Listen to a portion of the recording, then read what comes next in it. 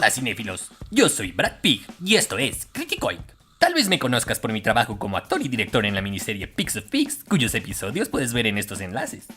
Sin embargo, he decidido darle un giro a mi carrera y convertirme en crítico de cine para poder brindar iluminación a este mundo con mis conocimientos cinematográficos. Espera, ¿giro en tu carrera? ¿Te refieres a Puercos Zombies del Espacio Exterior? ¿La película donde invertiste todo tu dinero?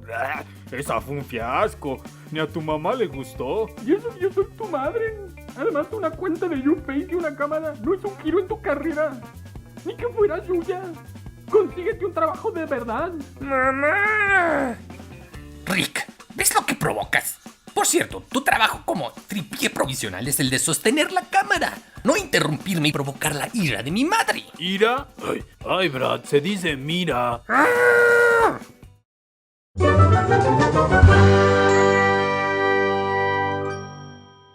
¿Te has preguntado qué obtienes cuando metes a una licuadora a Stephen Hopkins, Pokémon, Hombres de Negro y un poco de magia? La neta yo no, pero al parecer J.K. Rowling y Warner Brothers sí. En su búsqueda por extender el universo cinematográfico de Harry Potter, o más bien en la búsqueda de más dinero, han llevado a la pantalla grande criaturas fantásticas y dónde encontrarlas. La película te transporta nuevamente al mundo mágico de Harry Potter, pero esta vez en la década de los 20, y plantea un sinfín de nuevas preguntas como ¿por qué David Yates? Así es, el director de las últimas 4 películas de la saga está de regreso. ¿Qué no dejó claro que él es el peor dirigiendo esto? ¿Qué no pudieron elegir otro director? Se me ocurren varios que hubieran sido interesante ver su propuesta para esta saga. Spielberg, Lucas, Del Toro, Brad Pig, el director de Hammy Porker.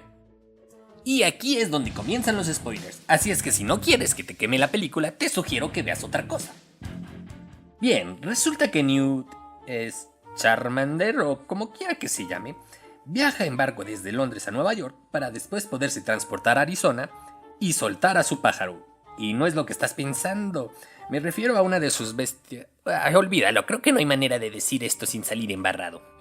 En fin, resulta que el imbécil, aparte de no transportarse mágicamente directamente a Arizona, como se transporta a varios lugares en el resto de la película, decide llevar con él una serie de alimañas en una maleta que no cierra bien, por lo que en varias ocasiones se le escapan. Ay, pero los animalitos están re chulos, como el topo que parece topo, el rinoceronte con hidrocefalia, la changa invisible, el Groot verde y los hijos de Quetzalcóatl. ¿Ya terminaste?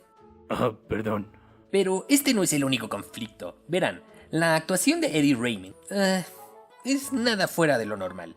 Es más, en ciertas escenas pareciera que está interpretando a Stephen Hopkins. No femi practicar petrificus totalis frente al espejo. Shit. La vestimenta del mundo mágico no es coherente con el resto de la saga, ya que parece que en Estados Unidos los magos y criaturas mágicas como los duendes se visten según la moda de la época, cosa que no sucede en Europa, donde hemos visto que los magos se visten como en la época medieval.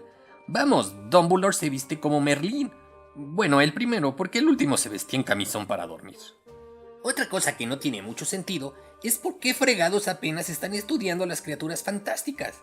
¿Qué rayos hacen los magos en su tiempo libre? Los moguls hemos estudiado a los animales desde la antigua Grecia.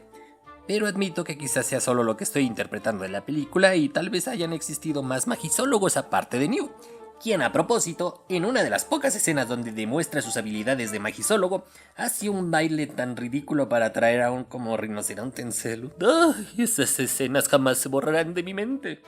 Nunca me había sentido tan incómodo en una sala de cine desde que vi a Johnny Depp bailando el Frufgen de Alicia en el País de las Maravillas. ¡Ugh! Pero en fin, y si crees que esta es la trama principal, te equivocas. Como en todas las películas de Gates, la trama está llena de paja, pero esta vez decidió hacer la trama principal de pura paja, ya que hay una subtrama que al parecer será la que se desarrollará en las 4 películas restantes. Así es, habrá 4 más de estas. Aquí es donde se revela el villano, Galter Grindelwald, quien sorprendentemente parece ser un villano más sólido que el innombrable. ¿Te refieres a Voldemort? Que yo sepa, los tripiés no hablan. En fin, como les decía, las motivaciones de Grindelwald son más creíbles, ya que su lucha aparentemente es para romper la opresión con las que viven los magos y no la de convertirse en el mago más poderoso. Otro de los personajes que a mi parecer se llevó la película y a mí me gustó mucho es el de Jacob Kowalski, un mogul o no mago como le dicen ahora en Estados Unidos, interpretado por Dan Fogler, quien además de ser la parte cómica de la película, se adapta muy bien al mundo mágico a pesar de ser no mago. Y la calificación que se lleva esta película es... una película palomera, es decir, solamente para divertirte. No vas a ver nada fuera del otro mundo, pero pasarás un buen rato y te divertirás. Esto fue Criticoin, yo soy Brad Pitt. Nos vemos el próximo capítulo. Hasta entonces, vayan a ver si ya puso la marrana. Hola, soy yo de nuevo. Si les gustó el video, no olviden darle like, compartir, suscribirse al canal y... pues, ¿qué más pueden hacer aquí? Sí, pueden ver algún otro de estos videos aquí en estos links. Y si tienes alguna película que quisieras que yo criticara, escribe el título en los comentarios. Para hacer una película de nombre Criaturas Fantásticas y dónde encontrarlas, nunca nos dijeron dónde se encuentran.